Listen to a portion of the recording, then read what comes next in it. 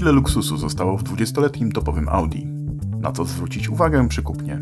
Czy A8 to tylko stateczna limuzyna, czy może coś więcej? Oraz jak to auto wypadło na dużym ekranie? O tym wszystkim dzisiaj. Ja mam na imię Jarek, a to jest kanał Motoholizm. Zaczynamy!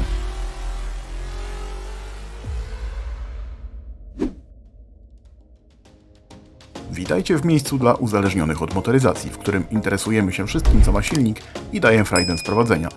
Niezależnie od tego, ile ma kół, lat, jak szybko jeździ, czy ile jest warte.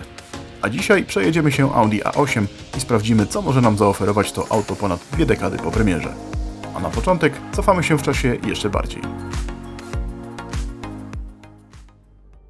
Jeśli w latach 80. żyłeś po dobrej stronie żelaznej kurtyny i miałeś trochę pieniędzy do wydania, dobrym sposobem na zaznaczenie statusu społecznego było udanie się do salonu Mercedesa albo BMW i zamówienie sobie S-klasy albo serii 7.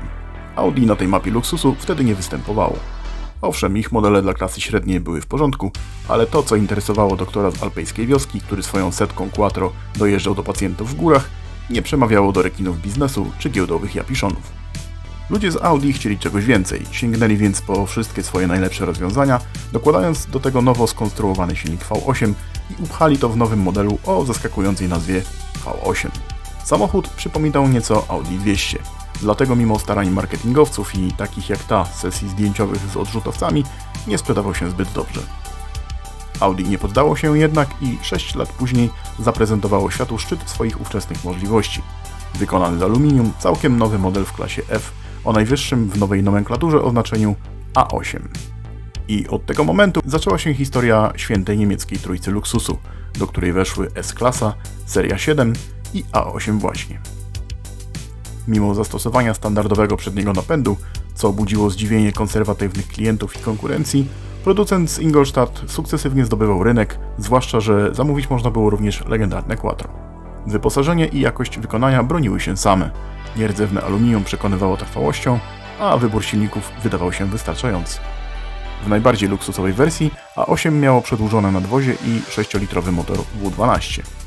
Poza większymi gabarytami, auto wyróżniało się również specjalnie do tej wersji zaprojektowanym zestawem felg.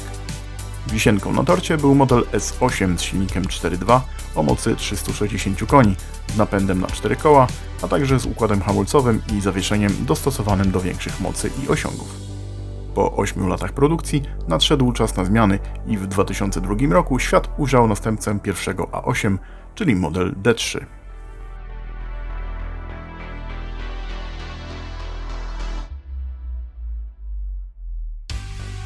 Audi A8 generacji D2, w odróżnieniu od swojego protoplasty modelu V8, zerwało z kanciastymi kształtami na rzecz obłości i opływowości. Oczywiście stylem nawiązuje do innych modeli marki z tego okresu. Byłoby przesadą powiedzieć, że to tylko powiększona wersja mniejszego rodzeństwa, ale kształt przednich świateł, grilla, tylnych lamp ma w sobie charakterystyczne elementy producenta. Najwięcej podobieństw widać tu z A6 i jeszcze w nadwoziu C4. Czy to zarzut?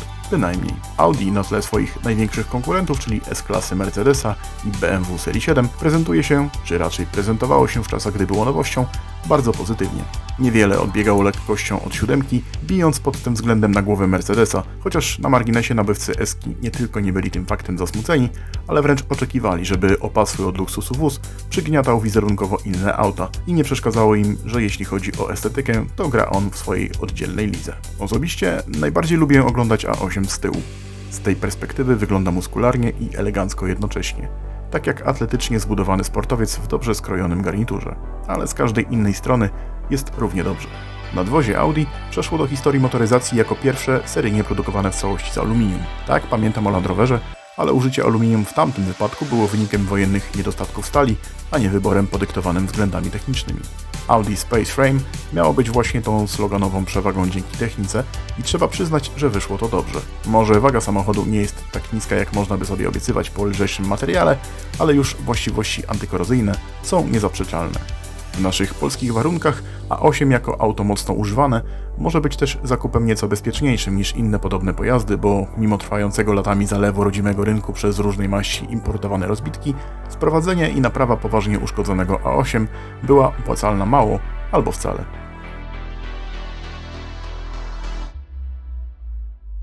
Nie zapomnę, jak oglądając test w kultowym dla mojego pokolenia magazynie Auto w TVP, usłyszałem, że opisywanie całego dostępnego w A8 wyposażenia zajęłoby cały odcinek.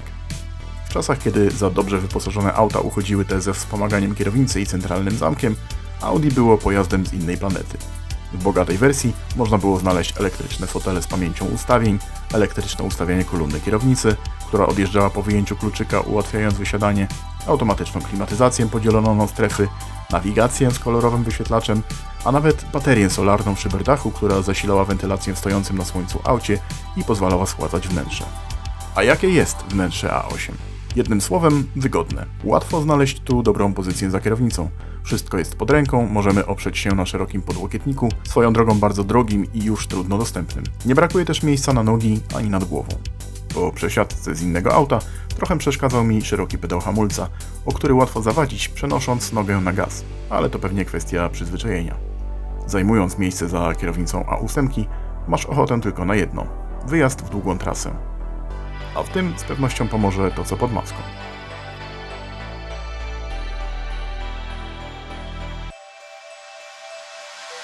Uprzedzam widzów o słabych nerwach, że to auto pod maską nie jest wypieszczone, ale technicznie wszystko z nim w porządku. Pracująca tu mniejsza z V8 ma pojemność 3,7 i 260 koni mechanicznych. Bez problemu radzi sobie z napędzaniem samochodu. Z pewnością pomaga w tym quattro, które pozwala odpychać się pewnie 4 kołami. Jak przy każdym takim napędzie trzeba zwracać uwagę na opony. Muszą być jednakowe, bo różnice w bieżniku czy stopień zużycia mogą niszczyć napędy. Auto jest wyposażone w instalację gazową, która świetnie się spisuje w tym silniku.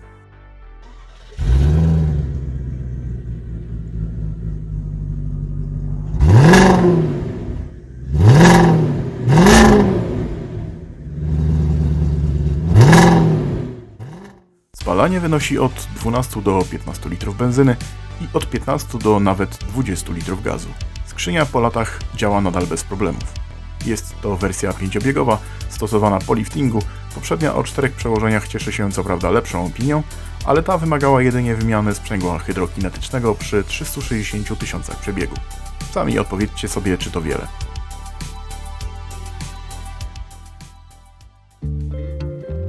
A8 można jeździć spokojnie i dostojnie. W końcu zdarza się, że, zwłaszcza w wersji przedłużanej, służy jako auto reprezentacyjne do wożenia ważnych osobistości. Wtedy sunie gładko po drodze i separuje nas od nierówności asfaltu, jeśli takie napotkamy.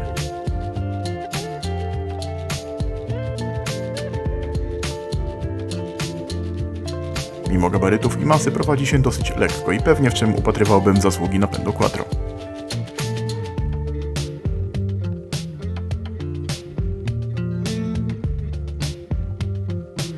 Przeważającym odczuciem jest komfort. Od razu wiemy, że auto zostało zaprojektowane do pokonywania dużych odległości. A co jeśli nam się trochę spieszy?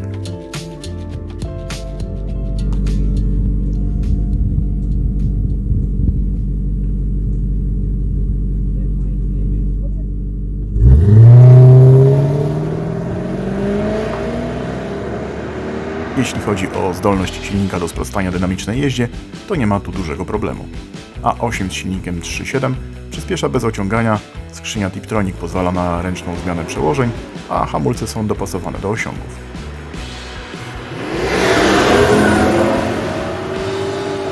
Pewnego przyzwyczajenia wymaga natomiast charakterystyka prowadzenia w sytuacjach granicznych.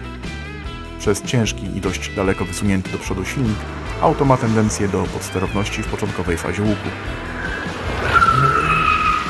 którą potem niweluje napęd quattro. Wymaga to przyzwyczajenia, chociaż występuje tylko przy naprawdę dynamicznej jeździe.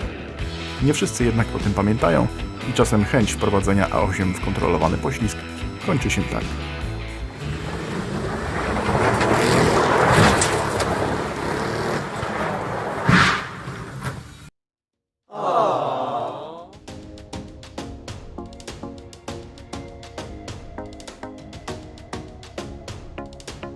Zakup co najmniej 20-letniego auta klasy premium wiąże się niezmiennie z ponoszeniem kosztów, które mogą wyrównać w krótkim czasie wartość jego zakupu. trzeba się z tym liczyć niezależnie od marki, którą wybieramy. W przypadku A8 pierwszej generacji nie jest inaczej. Na co więc zwrócić uwagę? Oto kilka podpowiedzi.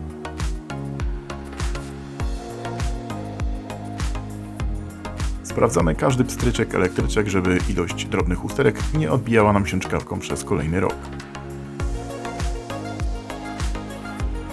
Wciąż istnieją ludzie, którzy boją się automatów, a tak naprawdę ich awaryjność zależy od użytkowników. Zmieniany na czas olej i właściwa obsługa zapewnią nam setki tysięcy spokojnie przejechanych kilometrów. Jeśli A8 ma prowadzić się dobrze, nie może być mowy o luzach i stukach w zawieszeniu. Za dobrej jakości komplet wahaczy z wymianą zapłacimy nawet kilka tysięcy złotych. Niestety, poza wersją 2.8 rozrząd w silnikach benzynowych nie należy do tanich. Połączenie paska, łańcuchów i napinaczy w wersjach V8 potrafi kosztować nawet 1/3 obecnej wartości niektórych oferowanych do sprzedaży aut. Diesle 2.5 TDI mają już wyrobioną opinię. Problemy ze smarowaniem czy wycierające się wałki rozrządu nie zachęcają do zakupu, chociaż nie brakuje również ich zwolenników. Diesel 3.3 TDI, najbardziej tajemniczy w stawce, produkowany przez 3 lata, mało znany mechanikom, z niewielką ilością zamienników na rynku. Kupujesz na własne ryzyko. Największą zaletą A8 jest oczywiście aluminiowe nadwozie, ale tutaj wrzucę małą łyżkę dziegciu. Uszkodzona fizycznie powierzchnia może ulegać utlenianiu. Dotyczy to warstwy powierzchniowej i nie jest tak niebezpieczne jak klasyczna korozja, ale nie wygląda estetycznie. Tak czy inaczej przed zakupem należy dokładnie obejrzeć samochód, który nas interesuje.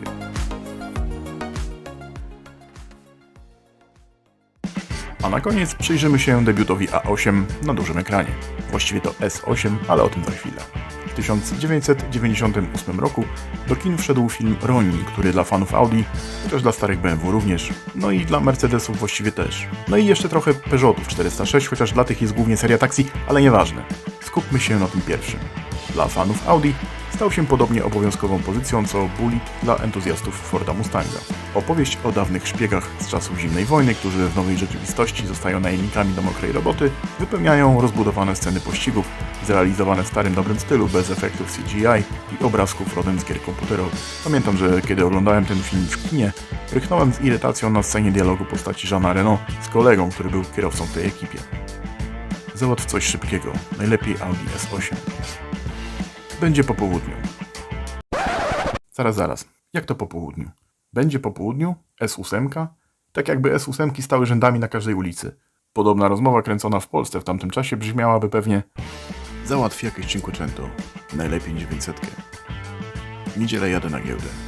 Co prawda wtedy do Polski płynęły już szerokim strumieniem kradzione za zachodnią granicą luksusowe auta, ale znalezienie czegoś tak w tamtym czasie nowego i egzotycznego graniczyłoby z cudem. I tak w kolejnych minutach filmu widzimy, jak skradzione, dodatkowo rozśmieszane pod tlenkiem azotu Audi szaleje po ulicach Nicei, rozbijając stragany rybne i kawiariane stoliki. Jeśli nie przekona Was Robert De Niro, Jean Reno czy cała szpiegowsko-sensacyjna historia, to obejrzyjcie ten film, o ile jeszcze go nie widzieliście, tylko dla samochodów. Naprawdę warto.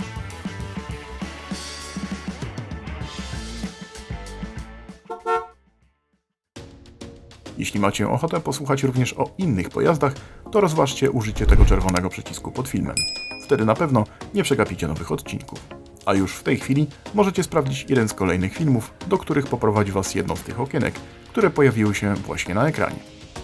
To o czym teraz?